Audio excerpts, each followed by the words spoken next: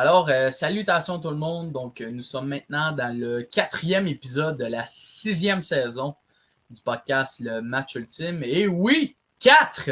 Donc, c'est incroyable pour le début de saison. C'est quand même bon.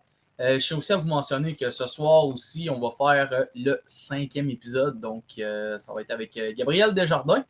Donc, c'est ça ce que c'est. Je sais que Gabriel avait été avec. C'était un ancien joueur de la LHJMQ. Je l'avais déjà interviewé en 2024. Donc, c'est ça ce que c'est. Donc, c'est ça pour le prochain invité. Donc, je sais aussi, je tiens aussi à vous mentionner que dans les nouvelles de la Ligue nationale de hockey, le repêchage a été fait en 2026. Je sais qu'aussi, on a eu beaucoup de transactions dans la Ligue nationale de hockey. Donc, ça a pas mal bougé suite à tout ça. Donc, je sais que Gavin McKenna est sorti premier. Deuxième, ça a été Ivar Stanberg. Malhotra a été sorti troisième par les Canucks de Vancouver. Donc, ça, c'est le fameux top 3 du repêchage de la LNH. Donc, c'est ça ce que c'est. Donc, pour ceci, on passe à l'invité de l'épisode. Fait qu'on y va.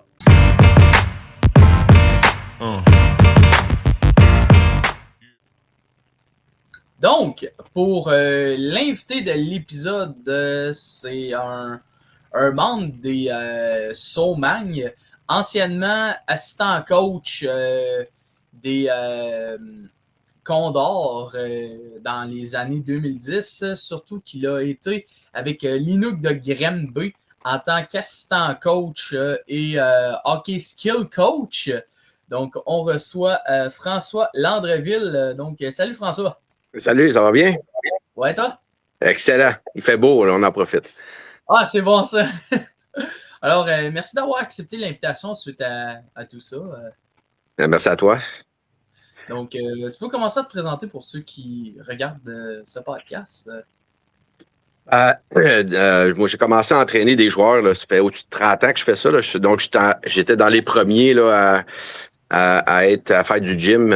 Puis surtout, ce que j'ai commencé avec les joueurs NHL, j'étais plus un technicien sur glace là, au niveau des tout ce qui est technique de patin et tout ça. C'est sûr que j'ai commencé avec des joueurs midget, c'est comme ça que j'ai fait mon nom. Ensuite, je reviens loin, là, mais dans ces années-là, il y a eu un lockout au niveau de la Ligue nationale. Puis je suis en train d'entraîner des jeunes sur Côte-de-Liesse, la vieille aréna sur Côte-de-Liesse. Puis il y a un monsieur qui est passé, je ne connaissais pas. Puis il m'a demandé, il m'attendait après la pratique, puis il dit « Hey, j'ai jamais vu ça, ce que tu fais, j'aimerais ça, je peux aller sur la glace avec toi? » C'est correct. C'était Jason Doig des Capitals de Washington. Okay. Fait que c'était, dans le fond, c'était mon premier. Puis j'ai tellement, tu sais, on dit transformer. J'aime pas ça dire ça parce que c'est des gars NHL, tu veux pas, tu veux pas trop les transformer pour que ça leur nuise. Mais lui, au niveau de son coup de patin, c'est un peu déficient dans le sens, t'appelles ça un wide skater. Là. Il utilisait mal ses jambes. Puis il y a eu tellement un bon changement qu'après ça, ben l'été d'ensuite, j'en ai eu, je me souviens plus combien, là, puis c'est comme ça c'est parti. Fait que ça fait au-dessus de 30 ans que j'entraîne des gars en NHL. J'ai eu l'opportunité aussi de travailler avec des équipes. Puis là, ben ça me mène à entraîner des joueurs partout dans le monde, là, que ce soit l'Europe, les États-Unis, l'Asie. Fait que ça m'a ouvert des portes au niveau de tout ce qui est skills and skating coaching. Puis en même temps, ben je fais le gym aussi au niveau de la réhabilitation des joueurs. Je suis pas un médecin, mais j'ai appris avec des bons là. Tu sais, je t'approche des équipes, des docteurs, des médecins, puis au niveau du rehab, ben c'est ça. J'étais un petit peu. C'est comme ça que j'ai appris. Là. On va enchaîner maintenant pour la première question. Je sais que tu as mentionné que tu as entraîné quelques joueurs qui ont fait la Ligue nationale de hockey. Oui. Est-ce que c'était quelque chose dans quoi tu t'en attendais lorsque tu as commencé ceci? Ben, je m'en allais pas pour ça, non. J'aimais beaucoup aider les jeunes. OK. Puis c'est certain qu'avec un jeune, tu peux voir, tu sais, quand tu entraînes puis que tu lui donnes ton expérience, ben, tu peux voir le progrès puis l'amélioration plus rapidement qu'un gars qui joue dans la Ligue nationale. C'est sûr que d'entraîner plusieurs joueurs de la Ligue nationale, ça donne une notoriété. Ce qui m'a permis d'entraîner partout. Mais tu sais, c'est pas encore aujourd'hui, j'aime beaucoup faire les jeunes. OK. Justement parce que tu vois la progression. Un joueur de la Ligue nationale, je peux pas le modifier parce qu'on parle de beaucoup d'argent. Tu sais, c'est des Ouais. gars qui font des millions. Puis si dans ma tête, je veux trop le transformer puis je le nuis, ben c'est moi qui dérange tout. Fait que Ouais, c'est pas ça que je veux, c'est qu'on regarde les forces et les faiblesses. On maintient ses forces, mais on travaille un peu ses faiblesses. Fait que c'est pas de le transformer au niveau du coup de patin ou ainsi de suite. Mais c'est plus de travailler avec l'athlète. Fait que chaque athlète, dans le fond, c'est différent. Fait OK. que tu sais, t'en as qui n'ont pas toutes les mêmes forces, ils n'ont pas toutes les mêmes faiblesses. Puis c'est de travailler avec ça pour qu'ils soient capables de s'améliorer dans le fond. Là. Fait que c'est plus comme ça, mais avec les jeunes, ben là, tu peux. Un jeune âge, s'il apprend les bonnes techniques, ben c'est sûr que ça va l'aider. Tu sais, moi, j'aime ça regarder toujours à long terme. C'est du développement pour moi, c'est à long terme. Court terme, puis je dis souvent ça à des coachs, là. Si tu veux gagner, c'est du court terme. Si Ben tu veux oui, ben oui. développer des jeunes, c'est à long terme. Fait que, tu sais, quand je regarde des équipes qui benchent des kids, c'est ça, je trouve ça un petit peu weird au niveau du développement, là, parce que si tu penses juste à gagner, le développement vient de prendre le bord, d'après moi. Là, Ouais, effectivement. Puis c'est vrai qu'en même temps, c'est pas mal plus facile de faire développer des jeunes que des joueurs NHL parce que les jeunes commencent à plus s'adapter. Ils s'adaptent un peu plus en évoluant, tandis que les joueurs NHL, ben, ils s'étaient déjà adaptés Mhm. à un tel style de jeu. Fait que c'est vrai. Ben, tu sais, ils sont déjà là. Tu sais, ces gars-là sont déjà dans la NHL. So, tu sais, c'est de travailler avec eux, mais différemment qu'un jeune. Un jeune que tu sais, puis là, je regarde, tu sais, il y a souvent des stick handling, là, des cours de stick handling, mais souvent, je regarde ça, puis les gars restent sur place, puis tout ça. On dirait qu'on met beaucoup d'emphase sur une petite partie de ce qui se passe sur une glace. Tandis que, tu sais, on dirait que les jeunes, aujourd'hui, ont oublié à transporter la rondelle pour prendre la vitesse. Fait que Ouais, c'est de leur faire comprendre, tu utilises le maniement pour faire quoi? C'est pour déjouer un joueur. Donc, ce que tu veux, c'est quand tu veux prendre la vitesse puis tu commences à faire du maniement de rondelle, ben ça te ralentit parce que tu arrêtes de bouger tes pieds. Fait que c'est ouais, juste de leur faire comprendre parce qu'aujourd'hui, la manière d'enseigner, c'est complètement différent qu'il y a 10, 15 ans. Là. Les jeunes d'aujourd'hui veulent savoir OK, on fait ça, pourquoi? Qu'est-ce que ça va me donner? Fait qu'il faut que tu ouais, sois c'est ça. capable de bien expliquer tout de suite, OK, on fait ça pour ça va donner ça. Dans le fond, c'est de leur montrer, ça a l'air niaiseux, là, mais comprendre la game. Tu sais, le 99% du temps, tu n'as pas la rondelle. Fait que, Ouais, c'est ça. tu sais, c'est où tu vas aller te placer quand tu ne l'auras pas. Quand tu l'as, il faut déjà que tu saches qu'est-ce que tu vas faire avec. Est-ce que tu vas Ouais, faire une passe? Est-ce que tu as de l'espace pour patiner? Puis après ça, quand tu fais ta passe, ben, c'est d'aller dans un espace libre qui souvent, tu sais, ça a l'air facile à dire ou à faire, mais ça devient compliqué pour un jeune. Lui, se démarquer, là, et souvent, ils vont aller à côté d'un autre joueur. Fait ouais, que c'est d'essayer de leur faire comprendre que faut que tu provoques quelque chose. Puis provoquer quelque chose, c'est pas aller à côté de quelqu'un. Fait que ouais, c'est de faire bouger un peu l'adversaire. Puis c'est ça. J'essaye plus au niveau de mes enseignements de faire comprendre le jeu aux plus jeunes. Puis c'est la même chose là, quand je fais des joueurs midget 3 ou junior majeur l'été.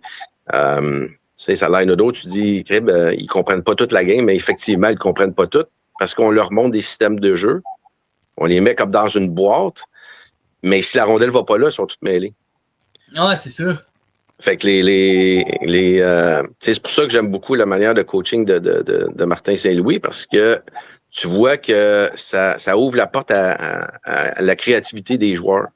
Fait qu'ils sont pas dans une boîte. C'est sûr que tu as une structure, mais sont pas mis dans une boîte, fait qu'ils apprennent à s'ajuster à la rondelle. Fait que c'est un peu ça la différence, c'est un peu ça que je montre aussi depuis plusieurs années aux jeunes. Là. Ah, c'est bon ça. Je sais qu'aussi, t'as entraîné un certain Bordelot qui était avec l'Avalanche, si je me trompe pas, c'est ça? Oui, exact, oui. Pat Bordelot, oui. Comment était ton expérience avec? Ça, c'est une belle histoire. Dans le fond, il m'a contacté. Moi, je le connaissais pas dans le temps. Là. Il se promenait entre la East Coast puis la Ligue américaine. Il y avait de la misère à percer, c'était compliqué. C'est un gars qui, il l'a pas eu facile. Là. Puis moi, quand il m'a contacté, il voulait quelqu'un pour le prendre à la charge. Je dis viens me rejoindre au gym. Puis après ça, on jasera. Je voulais juste voir comment était son éthique de travail, puis s'il voulait vraiment ou c'était un gars qui m'appelait de même pour le fun. Fait que il est venu dans le gym, son éthique de travail, là, c'était vraiment A1. Là, j'avais rien à dire. Puis il a été vraiment upfront avec moi. Il dit, regarde Frank, il dit, j'ai pas d'argent. Fait que je dis, regarde, on va faire une affaire, là. Entraîne-toi. Puis, mec, t'en es, tu me paieras. Ouais, fait que ça a pris, après quelques années, là, la première année que je l'ai entraîné, après ça, il a fait la Ligue américaine, après ça, il a monté avec l'Avalanche du Colorado. Fait que, tu sais, c'est comme, c'est un peu ma paye dans le fond, là.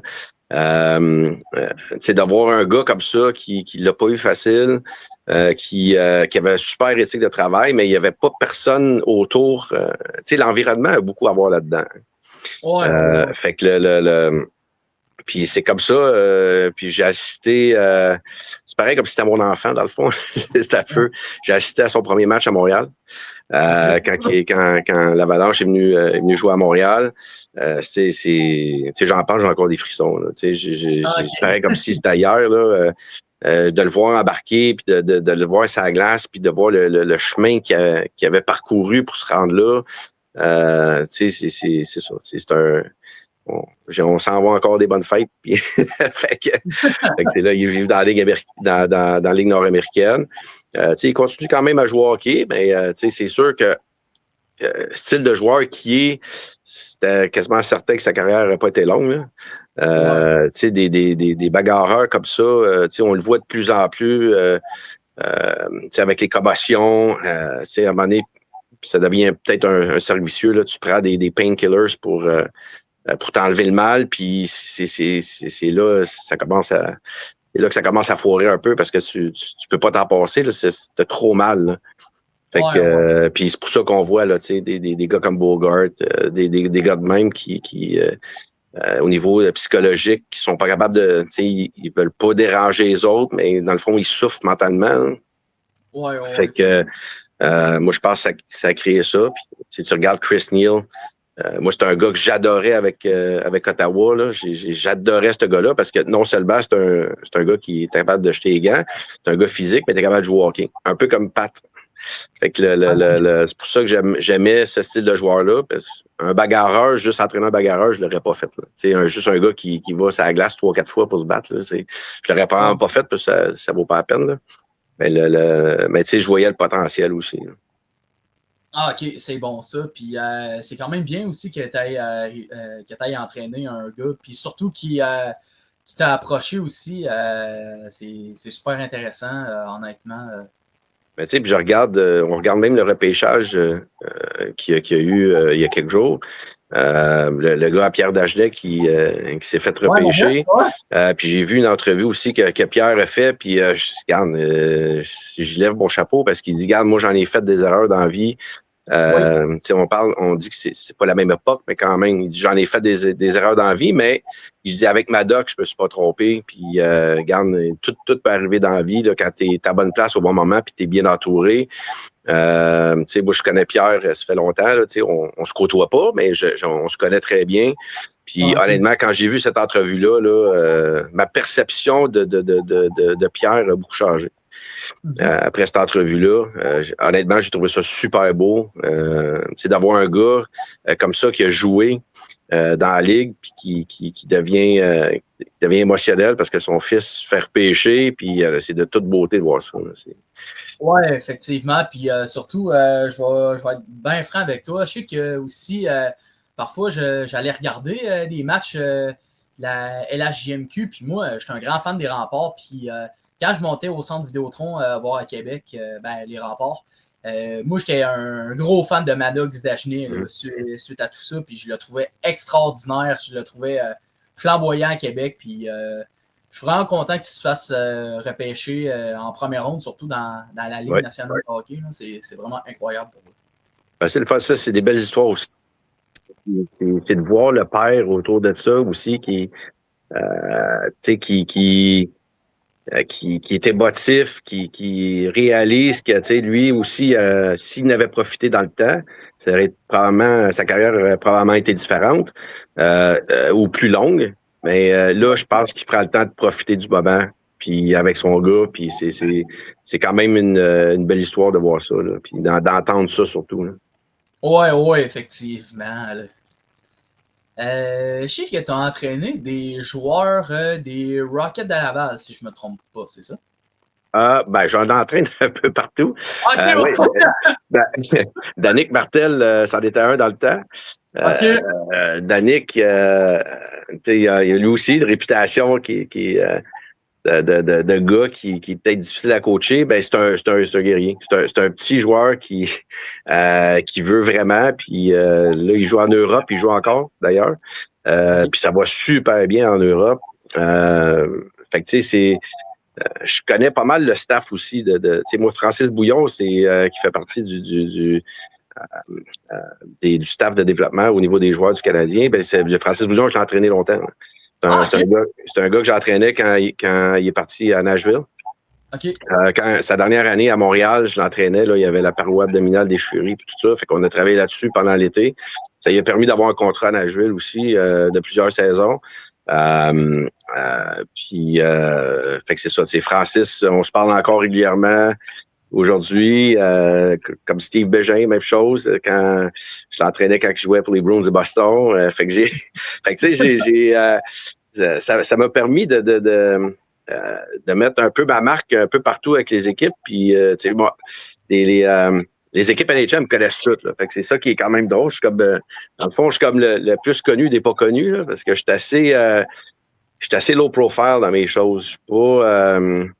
Si tu regardes mes réseaux sociaux, pas grand-chose. C'est sûr, quand il y a des belles choses là, avec des jeunes, je vais le placer. Mais je mets pas beaucoup de choses au niveau des médias sociaux, au niveau de la NHL puis tout ça. Par respect pour les joueurs que j'entraîne, puis les organisations aussi. Je veux pas. J'ai jamais surfé sur le nom d'un joueur. Fait que, puis je veux pas non plus. Je fais mes choses.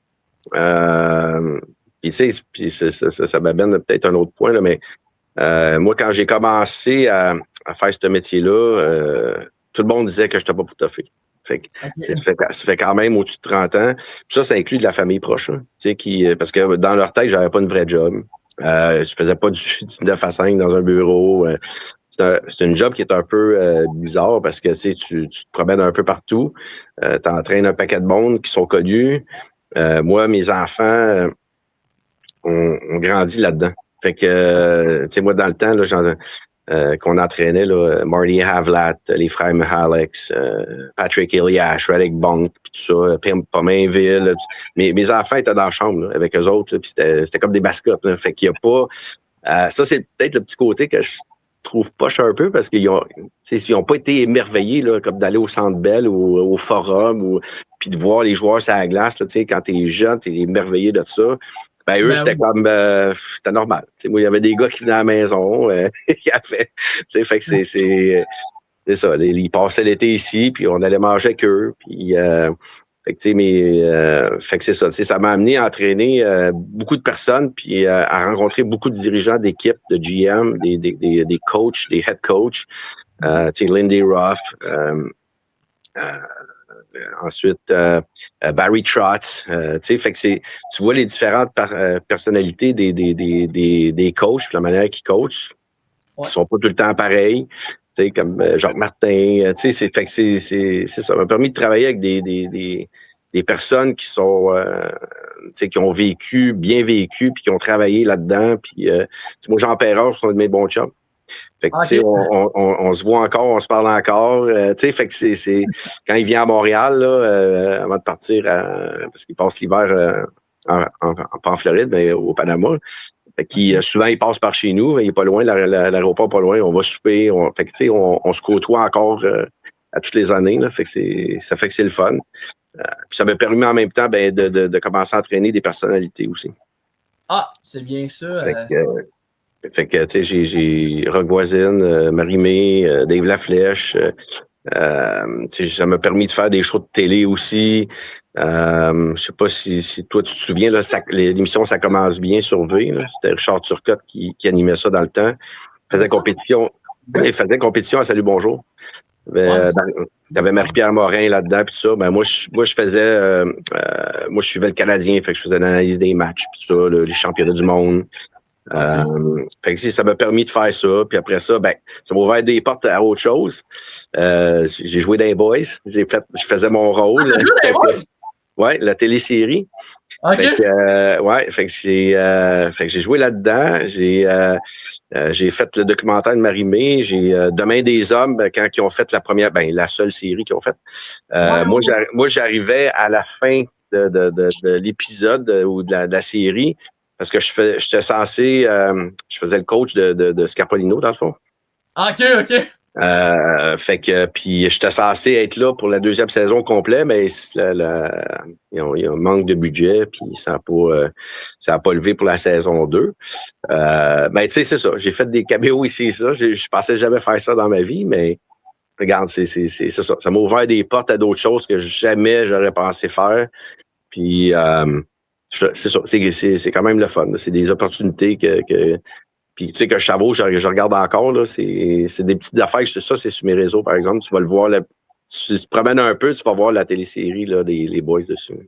OK, c'est bon.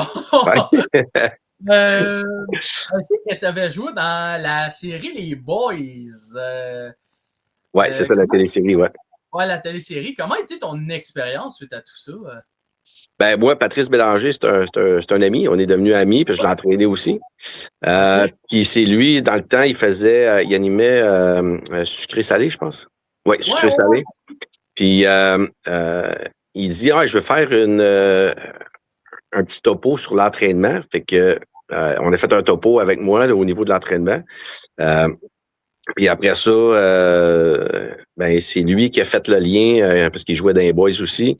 C'est l'émission où il gagnait un concours avec Kovalev. OK, oui, je me rappelle. Ouais, c'est ça. Fait que, bon, ben, celui qui les a préparés, c'est moi. OK! Fait que je jouais mon rôle, là, puis j'avais Méo, puis ils sont super fins, là.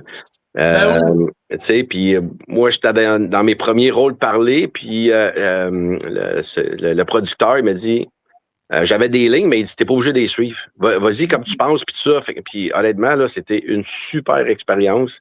Vraiment, tu sais, le staff, la production, les acteurs, tout ça, étaient vraiment super fins avec moi. Ils m'ont fait, tu sais, quand tu te sens à l'aise, tu sais, t'as pas de stress d'avoir une caméra d'en face, là, tu sais, c'est... Ouais, c'est ça.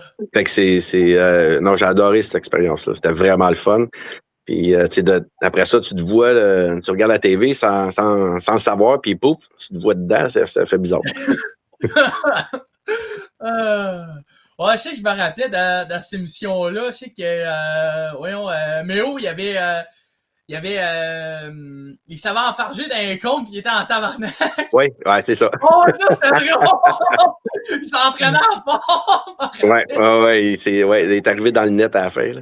Fait que, c'est vraiment une belle expérience. Puis, tu le vois dans les films ou dans la télésérie, puis, tu sais, Méo, c'est un tough, tout ça, mais c'est tellement une bonne personne, là.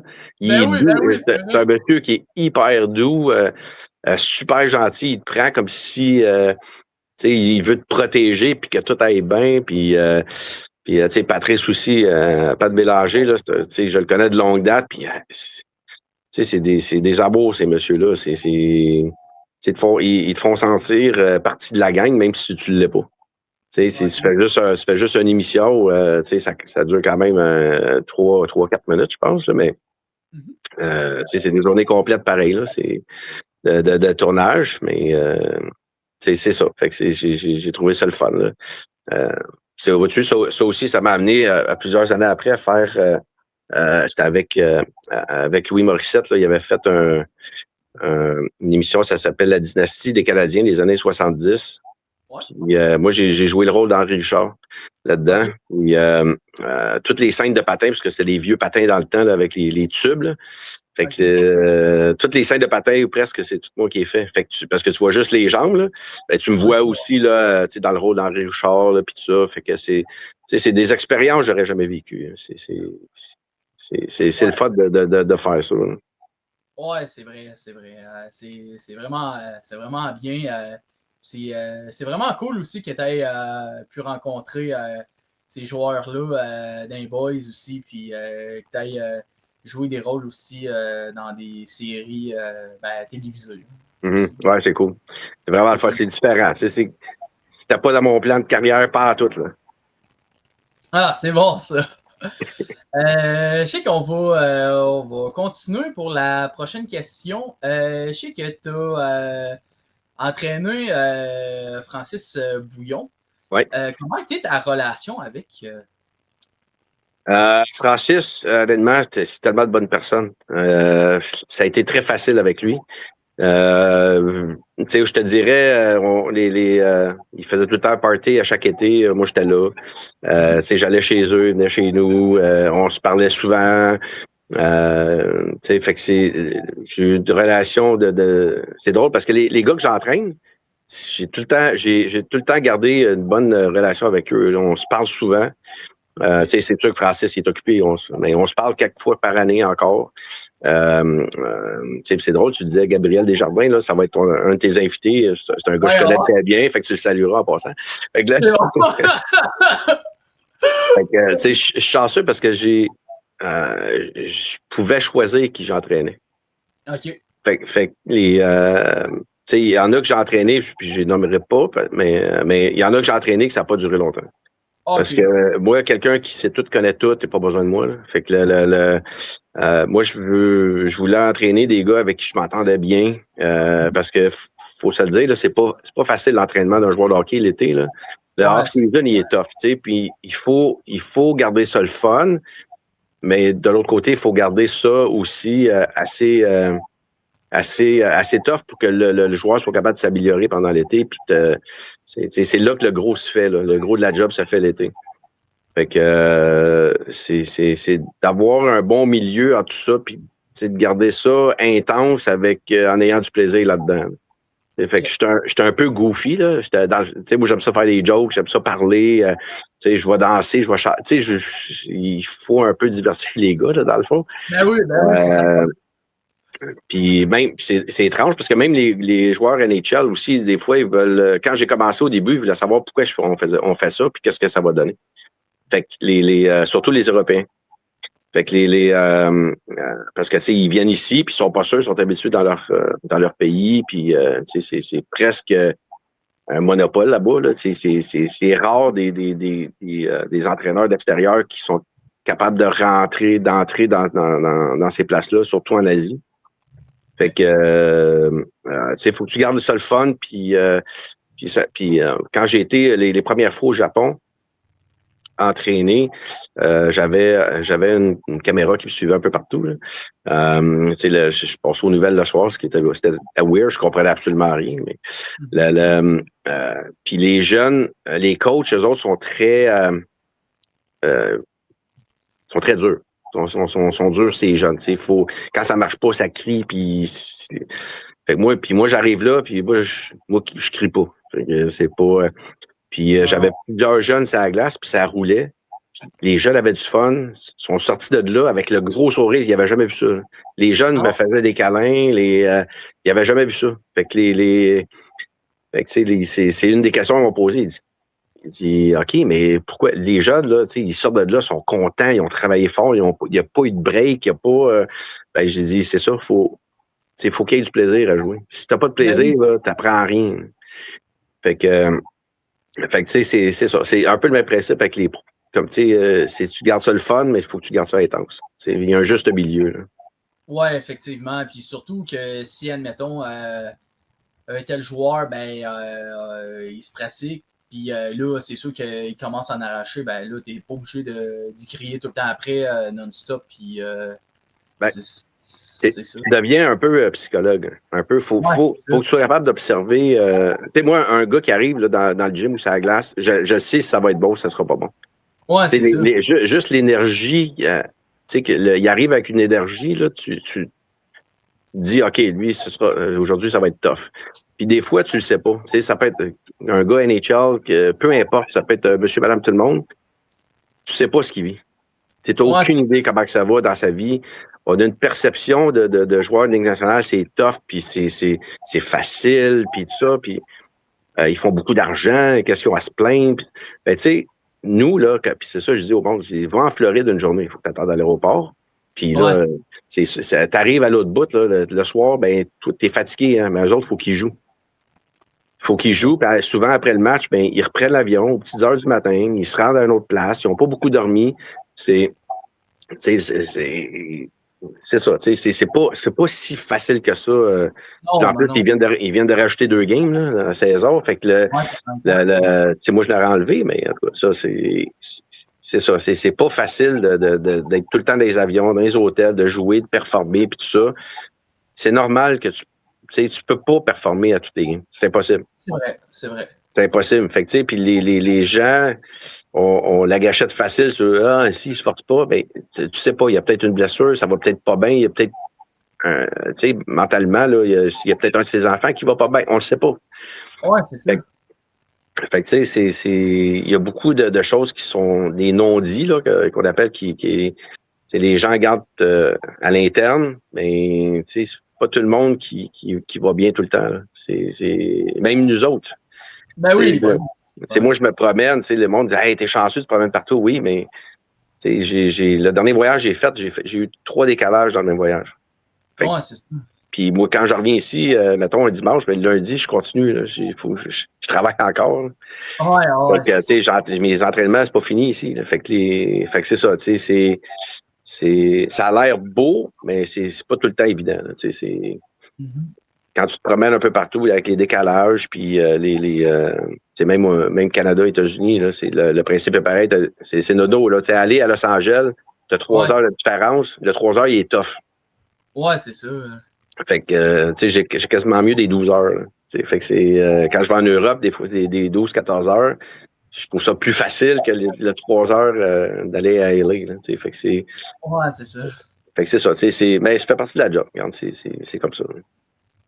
Ah, c'est vrai qu'en même temps, il y a beaucoup de gens qui se plaignent que les joueurs, ça gagne des millions, puis là, ça fait jouer genre 60 minutes, mais c'est parce que on va pas se mentir sur une chose, c'est que les joueurs de hockey, oui, faut qu'ils jouent physique, faut qu'ils se donnent à 100%, mais en même temps, des fois, quand, je sais pas moi, tu as une game en Floride, puis là, admettons, tu t'en vas, je sais pas moi, au Canada, admettons, à Montréal, ben, faut que les joueurs, ben, faut qu'ils prennent l'avion, puis des fois, ils n'ont pas leur sommeil au grand complet, là, non plus. Non.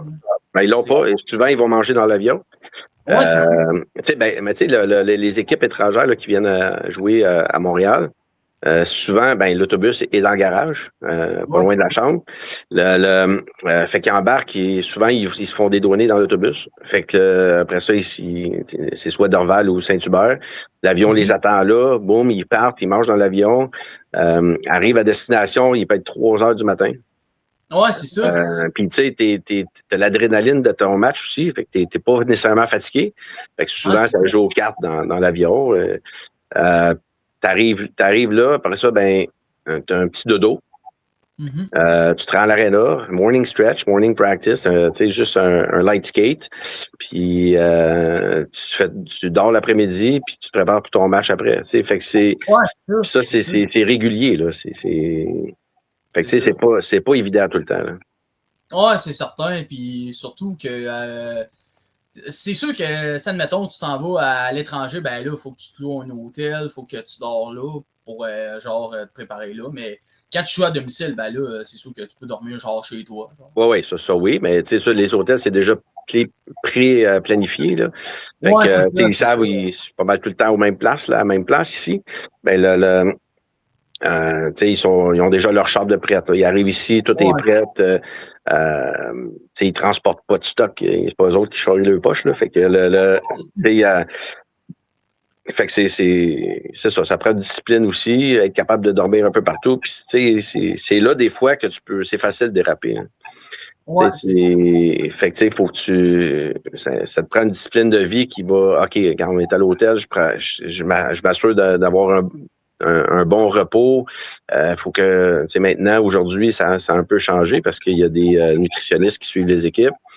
Fait que au niveau de la nourriture, c'est déjà beaucoup mieux que c'était dans le temps. Là.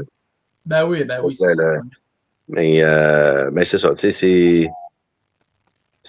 c'est une vie où il y a beaucoup d'argent, mais les gens, ils sont peut-être pas au courant de tout ce qui se passe en arrière. Ouais, c'est ça, c'est vrai de ça. Là. Fait que puis à chaque année, puis si tu regardes aujourd'hui, là, les carrières sont de plus en plus courtes. Parce que dans le temps, là, quand tu repêchais un joueur, ben il finissait son junior, il allait dans la Ligue américaine, après ça, il montait à NHL. Aujourd'hui, tu n'as pas de gars qui vont rester longtemps. Tu as quelques exceptions. Là. Tu regardes Crosby, Chris Letang, c'est qui l'autre qui joue avec eux? Là? Malkin. Jagger dans le temps. C'est rare. C'est très, très, très rare. Aujourd'hui, un gars qui est repêché dans je te dirais, les premiers, les 3-4 premiers, ben, il risque de faire l'équipe. Donc, il y en a un, il faut qu'il parte. C'est ça. Fait que dans le temps, c'était pas ça. Tu faisais tes classes, tu prenais ton temps, mais le hockey est tellement changé que, tu sais, plus que tu vieillis, plus que tu as d'années dans la ligue, plus qu'il faut que tu t'entraînes, plus qu'il faut que tu sois prête. Puis là, en plus, tu passes par-dessus les bobos que tu as. Ouais, c'est ça. Tu sais, fait que tu regardes le nombre de joueurs qui ont été, tu sais, même juste les gars du Canadien cette année, tu as une gang qui sont maganés. Là. Ben oui, fait que tu gagnes la Coupe cette année, ben regarde, on a su. Hein, lui s'est fait opérer, lui s'est fait opérer. Tu sais, c'est une game qui est plus tough. Là, qui est plus tough, l'exigence des voyages puis tout ça, ben c'est ça. À un moment donné, ça, je sais pas comment dire ça en français, mais it takes a toll on your body, là, tu sais, ton corps à un moment donné, là, c'est tough. C'est tough sur le corps. Là. Puis moi, je fais juste coacher. J'ai joué aussi, là, mais je fais juste coacher, puis je suis encore magané. Tu sais, je me suis fait opérer l'épaule, j'ai une hanche artificielle, je me suis fait opérer au genou. Puis j'entraîne encore aujourd'hui, je suis chanceux. Parce que là, je joue plus, mais j'entraîne. Mais quand je suis humide, je le sens. Quand je suis humide, là, j'ai les articulations, mon épaule est encore tout en train de fusionner. Là. J'ai de l'arthrose. Puis c'est tough sur le corps. Là. C'est un peu comme la gymnastique. Là. La gymnastique, t'as mal, mais faut que tu passes par-dessus. Puis c'est des vieilles mentalités de coaching. Là. Ouais, c'est ça. Sauf qu'à long terme, ben, c'est ça, tu payes pour. C'est ça. Fait que plus que tu vieillis, plus que tu as donné dans la ligue, plus qu'il faut que tu t'entraînes de la bonne manière pour essayer d'éviter le plus possible les blessures. Fait que l'entraînement est un peu différent. Moi, avec les vétérans, souvent, je mets plus d'emphase au niveau des étirements, au niveau du centre du corps, au niveau des articulations, au niveau de la mobilité. C'est pas nécessairement du heavy lifting. Fait que c'est ça. Les plus jeunes, eux, ils peuvent. Ben, je fais attention. Souvent, moi, des squats à 4 plates, ton stock de hockey paye 50 livres. Là, même si tu lèves 600 livres, ça pas grand-chose. Fait que moi, je vais plus au niveau de la technique. Être capable que tes articulations soient mobiles le plus possible pour essayer d'éviter des blessures. OK. Je sais qu'aussi, dans le passé, tu as été assistant coach et hockey skill coach avec l'Inuk de Grenby. Oui. Quel a été ton meilleur moment avec cette formation-là? Ben, c'est une jeune formation. Moi, j'ai beaucoup travaillé avec Pat Bosch. Pat Bosch, qui est maintenant le head coach avec le Dracor. Moi, je suis parti. Lui, il avait coaché dans le temps les Mustangs de Vaudreuil. On avait, d'ailleurs, c'est là que j'ai commencé à travailler avec lui. On avait gagné la Coupe cette année-là. On avait une super bonne équipe. Après ça, on était à Kanawaki. Puis après ça, il a transféré à Granby. Fait on s'est suivi un peu comme dans la NHL. Le head coach part, puis tout le monde suit. Là. Fait que mais Granby, c'est une super belle ville. C'est une ville de hockey. Je pense que quand on a commencé, l'Inuk revenait dans l'image du Junior 3A au Québec. C'est de bâtir ça. Là. C'est un peu de recommencer de scratch puis de bâtir ça pour que l'organisation soit capable de continuer pour plusieurs années. Fait que Pat a été capable d'avoir on avait un bon staff de recruteurs, on avait un bon staff au niveau de pas mal tout, là, puis c'est ça, ça revient encore un peu à ce que je dis, on coach, c'est sûr que des fois on a de l'air tough, mais il faut avoir du fun. Ben oui. Ce qui se passe dans le bureau des coachs, des fois, s'il y avait des caméras, les joueurs disaient, hey boy, OK. Fait que c'est ça, là, ça reste un jeu, hein, là, OK? Que ça soit du pee-wee, que ça soit du midget, du junior, du professionnel, ça reste un jeu. Fait qu'à la base, il faut que tu aies du plaisir. Si t'as pas de plaisir, ça donne absolument rien, t'es pas à la bonne place. Là, puis ça, c'est un peu de même dans toute la vie. Si t'as pas de fun, c'est tough. C'est pas mal plus tough. Là. Puis tu le vois, là, les gars qui jouent aussi, là, dans le temps, je trouve que la Ligue a un petit peu changé. Là, le Junior 3 a un petit peu changé. Tu as des ligues comme la Ligue des Maritimes qui sont capables d'aller chercher d'autres genres de joueurs.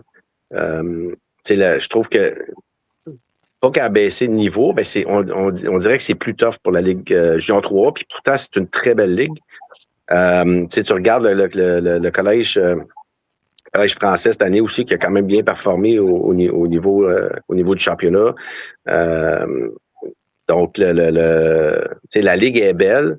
Moi, je pense qu'avec des personnes aussi comme, je pense que le Snake, là, qui vient d'acheter le Titan, il risque de changer de nom, mais avec Louis Morissette. Fait que si tu as des gens comme ça qui commencent à s'investir au niveau du junior, la Ligue va probablement tranquillement recommencer à être plus forte. Les joueurs vont pouvoir peut-être venir un petit peu plus dans cette ligue-là. Parce que les rumeurs sont toujours là. Est-ce que c'est une ligue qui est capable d'avancer ces jeunes? Le taux d'avancement, il est là, il devrait être encore plus là qu'il l'est présentement. Parce que moi, je regarde, OK, je joue junior 3, j'ai pas d'avance, j'ai rien après. C'est pas du junior majeur, puis souvent les gens ont tendance à c'est des perceptions. Quand tu mais moi je joue, puis c'est la même chose au niveau collégial, D1, D2. Souvent, ils vont regarder le 1, 2, 3. Tu joues dans le 3, c'est pas bon. Mais c'est pas ça. C'est pas ce que tu joues qui est important, c'est ton environnement qui devient important, qui va t'aider à continuer de jouer au hockey le plus longtemps possible. Souvent, là, à cette heure, moi, je suis un gradué américain. Fait que je suis habitué eux, ils font, c'est le sport, puis l'école est autour du sport. Okay. Ici, on fait le contraire.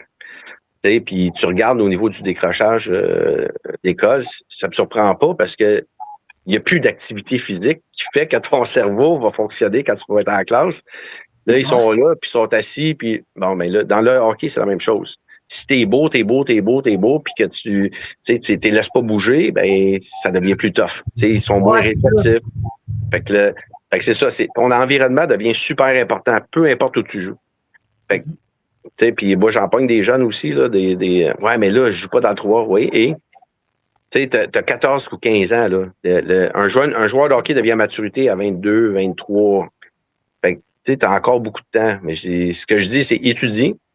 Probablement que ton école va t'amener où ce que tu veux au niveau du hockey ou du niveau sportif que le contraire. Parce que on sera pas de cachette. Là. Tu regardes les joueurs midget 3A ou junior majeur, ceux qui vont faire la NHL, il n'y en a pas une tonne.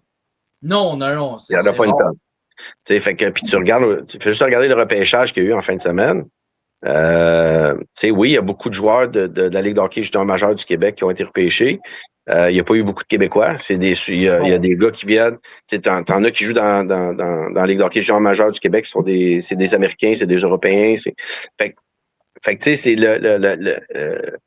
il y a moins de place aujourd'hui parce que tu repêches partout dans le monde. C'est ça, c'est ça. Mais tu peux quand même continuer à jouer. Il y a des super bonnes ligues en Europe qui sont très fortes, qui payent super bien, puis que tu vas jouer beaucoup moins de matchs. Tu vas coucher chez vous à tous les soirs. Tu payes pas d'impôts. Mais c'est ça. Fait que c'est pour ça, un gars comme Danick, s'il avait continué à jouer ici, Danick Martel, probablement sa carrière serait finie.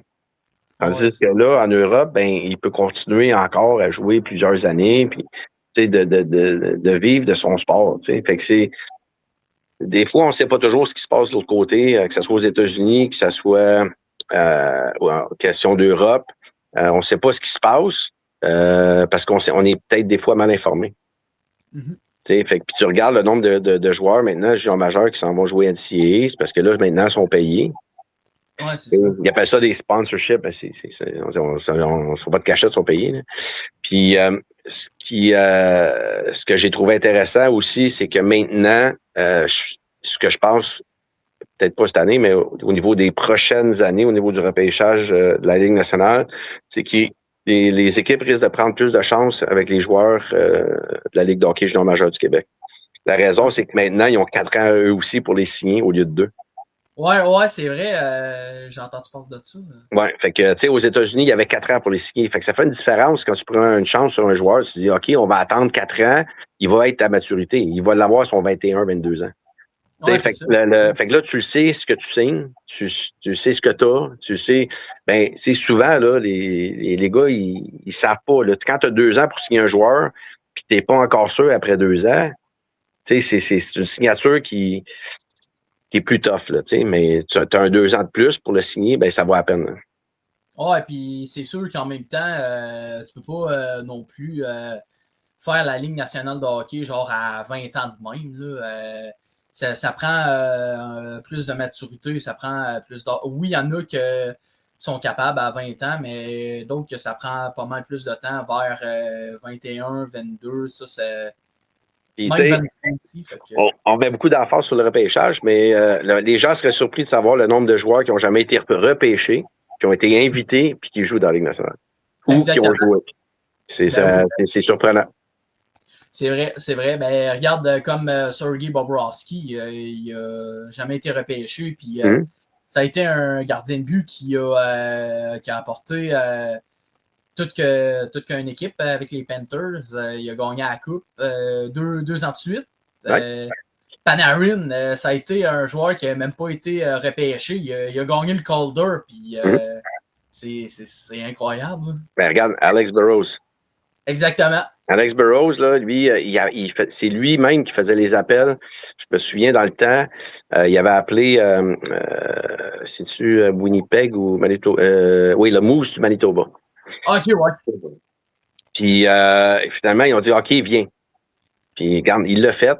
C'est un gars qui n'a pas été repêché. Il avait une éthique de travail exemplaire. Regarde la carrière qu'il a eue. À Vancouver, là, quand il va là, je veux dire, tu sais, fait que c'est... le chemin n'est pas toujours droit pour tout le monde. Pas parce que tu es repêché en première ronde que tu vas le faire. Pas parce que tu ne l'es pas repêché que c'est la fin. C'est exactement ça. Puis on a tendance à dire, bon, j'ai pas été repêché, c'est fini. C'est pas ça. Regarde, des fois, tu le sais pas. Il faut que tu sois à la bonne place au bon moment. C'est une question de timing. C'est la réalité. Fait que les gens ont tendance à dire, moi, OK, c'est fini, j'ai plus de chance, mais continue. Tu le sais pas. Il y a une invitation, je sais que c'est décevant, là, il y a beaucoup de, surtout au niveau junior majeur, il y a beaucoup de choix de repêchage, beaucoup de rondes. Mais il y a beaucoup d'invités aussi. Puis il y en a, de ce côté-là aussi, il y a beaucoup de gars invités qui l'ont fait. Ça dépend comment le repêchage est fait, qui sort quand, puis il y a beaucoup d'impondérables. Il y a des choses que tu contrôles pas. Puis souvent, on s'en fait plus avec ce qu'on contrôle pas que ce qu'on contrôle. Fait que c'est ça. Pour moi, là, à l'âge que les jeunes ont là, au niveau midget, junior, il y a du temps. Puis on a tendance à oublier qu'on a du temps. Puis j'en ai beaucoup, moi, qui sont à 18 ans, ils disent ouais, mais j'ai plus d'options. Ah oui, t'en as des options. Il n'y a pas juste ici, là. Il y en a ailleurs des options. Moi, je pense qu'il y a une place pour tout le monde, peu importe la ligue. C'est pas tout le temps des grosses ligues, mais au moins, ça te permet de continuer à jouer au hockey et d'étudier. Exactement. Puis tu regardes les carrières de hockey aussi, là, les jeunes qui finissent au niveau de la Ligue nationale puis qui n'ont pas une carrière longue, mais il faut que tu sois capable de te revirer de bord puis faire quelque chose. C'est ça, hein, c'est ça. Moi, j'en ai vu qui gagnaient des millions puis qui n'ont plus une scène. C'est ça, c'est vrai. Fait que, c'est pour ça que je disais au début, là, ton environnement devient super important. C'est vrai ça. Il y a beaucoup d'agents, il y en a des très bons, il y en a des OK. Il faut que tu prennes, puis moi je dis aux gars, choisis l'agent avec qui tu es le plus confortable. Faut que tu sois à l'aise avec, faut que tu sois capable de se parler de n'importe quoi. C'est comme moi comme préparateur ou skills and skating coach. Le principe est pareil. Moi, j'en ai qui m'approchent, puis ils disent je veux m'entraîner avec toi. Fait que la première question que je pose, je dis est-ce que tu t'entraînes avec quelqu'un? Mm-hmm. S'il me dit oui, l'autre question, c'est ça va pas bien ou t'apprends rien? S'il me dit oui, ben je dis viens pas avec moi, reste avec lui. Fait que je dis, regarde, si tu apprends encore, ça va bien, tu t'entends bien avec, puis que qu'on reste avec. Des fois, les gens veulent changer pour changer, ça ne donne rien. Ça serait facile de dire oui, je vais te prendre. Là. Mais il faut que tu sois bien dans ton environnement, il faut que tu sois capable de parler avec, que ce soit quelqu'un comme moi, ou ton coach, ou ton agent, ou ton advisor, whatever. Faut que tu sois capable d'y jaser de n'importe quoi. Puis il ne faut pas que tu sois gêné de le faire. Puis souvent, on a tendance à se refermer parce qu'on a peur d'avoir l'air ridicule ou ah non, c'est pas tough. J'étais un sportif, mais ça n'a rien à voir. Fait que c'est ça. C'est d'être capable de s'adapter puis dans un environnement où que tu vas être à l'aise puis confortable. Oui, effectivement. Je sais que tu es maintenant avec Somang. Somang. Ouais, Somang. Qu'est-ce que tu apportes avec cette organisation-là? Ben, Somang, c'est une académie internationale qui est basée à Terrebonne. Donc, moi, quand j'ai été engagé il y a 13 ans, 14 ans, puis moi, je suis pas le style de personne qui va s'associer avec d'autres personnes. Je fais mes affaires puis tout ça. Puis la personne qui m'a engagé voulait partir une académie parce qu'elle voyait que au niveau du hockey d'association, ça fonctionnait pas comme il aimait. Puis il voulait partir une académie. Son gars aussi jouait au hockey. Puis fait on a été introduit. Il y a quelqu'un qui dit il nous a mis en contact. Puis moi, j'ai dit, regarde, tant et aussi longtemps que ça va rester une académie où on peut développer puis faire l'avancement des jeunes, je vais rester. Et moi, tu fais 13 ans, puis je suis encore là. Donc, ça permet aux jeunes d'ici, là, parce qu'il y a quand même des joueurs locaux, de côtoyer des jeunes de partout dans le monde. On a beaucoup d'Européens qui sont ici, d'Américains, d'Asiatiques, puis des jeunes qui font pas partie du 1% que la structure pense qu'ils vont percer. Là. Fait que dans le fond, nous autres, on s'occupe des 99% des autres. Fait que pas parce que tu as joué dans simple lettre non plus que ça veut dire que tu perceras pas. Moi, j'ai des gars de la région ici qui jouaient dans le simple lettre, dans le A, et avec une super bonne éthique de travail, qui ont fini aux États-Unis dans une ligue junior. Fait que, t'as des Asiatiques qui parlaient pas anglais, qui sont venus ici, qui ont joué hockey d'association, après ça, qui sont joints à nous, puis qui jouent universitaire en NCAA maintenant. Fait que tu sais, c'est ça, c'est de créer et de donner des opportunités aux jeunes, peu importe où. Ça revient un peu à ce que je disais tantôt, là, au niveau de ton environnement, c'est ça qui devient important. Ouais. C'est la manière que tu te fais montrer, que tu te fais enseigner, la proximité avec les gens avec qui tu travailles. Fait que c'est ça. Puis c'est ton cercle de réseau social devient mondial. Ouais. Pour ces jeunes-là, là, c'est des choses que probablement ils vivraient jamais. Puis il y en a là-dedans qui vont en vacances avec des coéquipiers qui restent en Europe. Fait que c'est ça, c'est une vie qui est un peu différente parce que les jeunes, tu te promènes un peu. Là, on joue dans le triangle Toronto, Montréal, Boston, New York, New Jersey. Là. Fait que au niveau de la visibilité, ben c'est ça. C'est qu'on donne l'opportunité à ces jeunes-là d'avoir plus de visibilité et de continuer à étudier le plus longtemps possible, parce qu'on veut pas faire de décrocheurs, fait qu'il faut qu'ils passent l'école. Puis ça leur permet de voir autre chose, puis d'apprendre pour les Européens qu'est-ce que c'est quoi le hockey nord-américain, et vice-versa, parce qu'il y a des jeunes d'ici, un coup qui ont eu terminé, qui ont été joueurs en Europe. Fait que, tu sais, c'est ça, c'est une vie qui est spéciale parce que ça te permet de savoir aussi ce qui se fait ailleurs. Okay. Puis moi, ça m'a permis, moi aussi, en entraînant un peu partout ailleurs dans le monde, bien, ça me permet de voir qu'est-ce qu'ils font ailleurs, pourquoi certaines choses fonctionnent, puis d'amener ça ici aussi. Il faut que ça ait du sens. Là. C'est sûr que moi, j'essaie tout. Moi, j'essaie tout. Partout ce que je fais, j'essaie tout. Des fois, il y a des choses qui ont du sens, il y en a qui ont moins, puis ça, c'est plus cadre. Moi, quand c'est du hockey, là, une rondelle, c'est une rondelle, une glace, c'est une glace. Là. J'ai rien inventé, là, c'est la manière que j'enseigne. Fait que fait que moi, j'aime ça, transmettre mes connaissances. J'aime ça apprendre encore. Fait que c'est quand je vais en Europe, ben, j'apprends. Ils apprennent de moi, j'apprends d'eux, j'amène ça ici.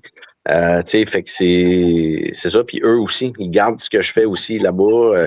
Fait que ça te permet d'avoir des bons échanges avec des gens de partout dans le monde. Puis de transmettre nos connaissances, je trouve ça important aussi. Ah, c'est bien ça. Qu'est-ce que tu aurais dit aux jeunes qui commencent ce que tu as fait en voulant dire côté coaching? Faut que tu sois patient et persévérant parce que tu vas te faire mettre des bâtons dans les roues. Souvent, c'est du monde qui sont plus proches que tu penses. Mais regarde, si tu as une vision, tu as un focus, puis que tu es mindé, puis tu dis moi, c'est ça que je veux, ben c'est de continuer, puis à un moment donné, il y a une porte qui va s'ouvrir. Puis quand elle s'ouvre, il faut que tu rentres dedans. C'est des opportunités, puis c'est pas juste dans le hockey. C'est pas juste dans le coaching. C'est un peu dans n'importe quoi. Si c'est un mindset de garde, c'est ça que je veux, puis je m'épanouis là-dedans, j'ai encore du plaisir à le faire, ben c'est de pas lâcher. Parce que ça m'a pris beaucoup de temps avant d'entrer dans la Ligue nationale. Les jeunes, aujourd'hui, souvent, ils veulent aller trop vite. Ils veulent le nanan tout de suite. Là, fait que moi, je vais entraîner les gars en NHL tout de suite. Attends, une étape à la fois. Entraîner des gars NHL, tu peux pas leur parler de la même manière que tu vas parler à un jeune. Faut que tu ailles les chercher d'une autre manière. Eux autres, ils font déjà des millions. Là. Fait que c'est d'apprendre à être patient. Parce que souvent, on va aller trop vite, puis c'est là qu'on se plante. Ouais, c'est vrai. C'est une étape à la fois. Moi, j'ai toujours fonctionné comme ça, une étape à la fois.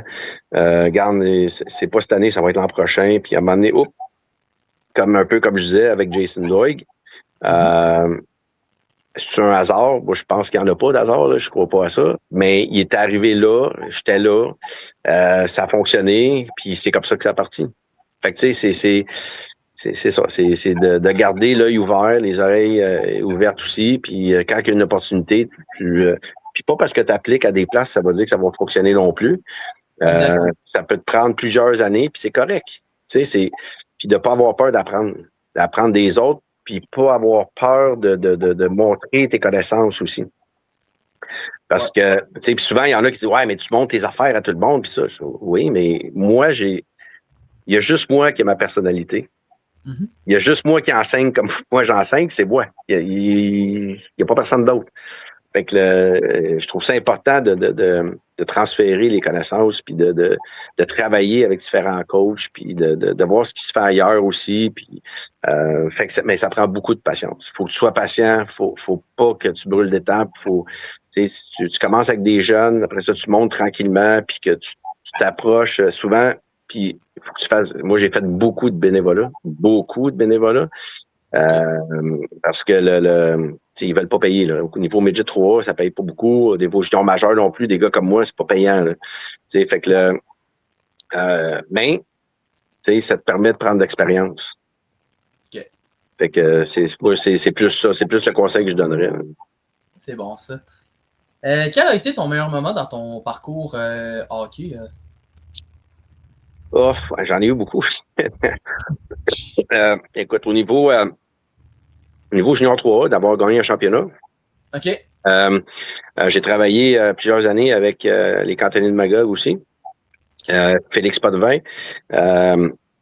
Donc, on a gagné plusieurs championnats là aussi. Belle histoire comme avec Pat Bordelot. Tu sais, un petit gars qui figurait pas dans les plans puis qui a percé dans la Ligue nationale. De côtoyer tu sais, j'ai entraîné des capitaines d'équipe, là, tu sais, Jason Pomainville, Patrick Eliash, tu sais, de côtoyer ce genre de gars-là, puis de me faire sentir voulu, puis apprécié, puis tout ça, là, ça reste dans mes beaux souvenirs, puis c'est l'opportunité de voyager partout dans le monde, puis faire ce que j'aime, mais c'est ça. Il y en a beaucoup. C'est dur de dire juste une chose, mais j'ai tellement connu de personnes exceptionnelles, là, même au niveau des Patrice Bélanger, puis c'est Richard Turcotte, Rock. C'est dur de pinpointer juste une chose. Là. Fait que, OK. j'ai des opportunités que j'ai eues, que j'ai prises, puis que j'ai appréciées aussi. Hein. OK. Je vais y aller pour la prochaine question. Est-ce que tu as eu des anecdotes drôles concernant le hockey? Ah, ben oui, quand même. J'entraînais au Japon. Daniel Savoie qui alias Patrice Lemieux. Oui, je sais c'est qui. Il faisait des topos sur il recrutait là, dans le temps, là, il faisait puis il était à Nagano, moi j'entraînais à Nagano. Puis il voulait faire un reportage, puis c'est un gars que je connais un peu parce que j'avais fait il faisait une levée de fonds aussi pour avec Yvon Deschamps là, au niveau de la maison je me souviens plus exactement c'est quoi là, mais il y a un match bénéfice qu'il avait fait, je l'ai connu là. Puis j'ai dit hey, je suis à Nagano, j'entraîne. Fait qu'il viens faire ton topo là, parce que je cherchais un endroit pour faire ça. Fait que on a eu du fun là. OK. Tu sais, même que je l'ai fait décrocher une couple de fois, puis il est tellement drôle, il est tellement gentil. Ben, ça c'était quand même. J'ai été chanceux parce que la glace olympique à Nagano, il l'avait ouverte parce que j'étais là, puis que tous les Japonais venaient me rejoindre là-bas. Fait il fallait que je demande l'autorisation pour que lui puisse venir avec les caméras puis qu'on soit capable de filmer. Puis ça a fait quelque chose d'extraordinaire. Là. Si tu te promènes sur mon mur, tu vas le voir éventuellement aussi. Là. C'est bon. ben, ça, ouais, ça c'est drôle. C'est bon, ça. Qu'est-ce que tu aurais dit au François Landreville il y a quelques années? De persévérer puis de pas lâcher. OK. Pas mal ça, parce que c'est ça que ça prend. Puis, de pas avoir d'être capable de dire non aussi.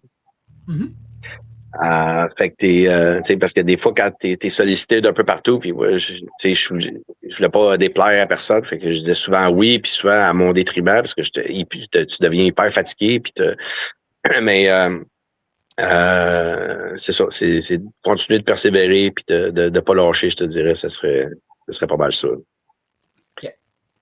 Si tu avais quelque chose à changer concernant le hockey, ça serait quoi? Mettre l'emphase sur le développement, puis de permettre aux jeunes de pas juste faire du hockey.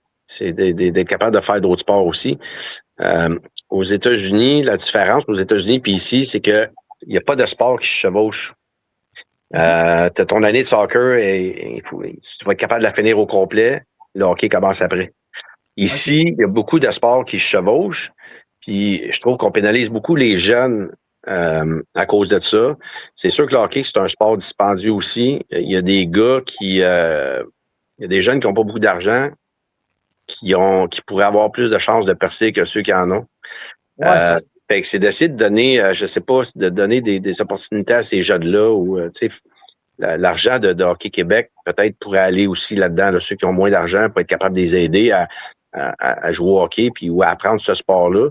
Mais on met beaucoup trop d'emphase à un jeune âge à du hockey, alors que jouer au soccer, jouer à la crosse, jouer au tennis, jouer, tu sais, ça permet au baseball, whatever. Ça permet aux jeunes d'apprendre un autre sport. C'est pas parce que tu fais pas de la glace 12 mois par année que tu vas régresser. Au contraire. Non. Au contraire, ça va.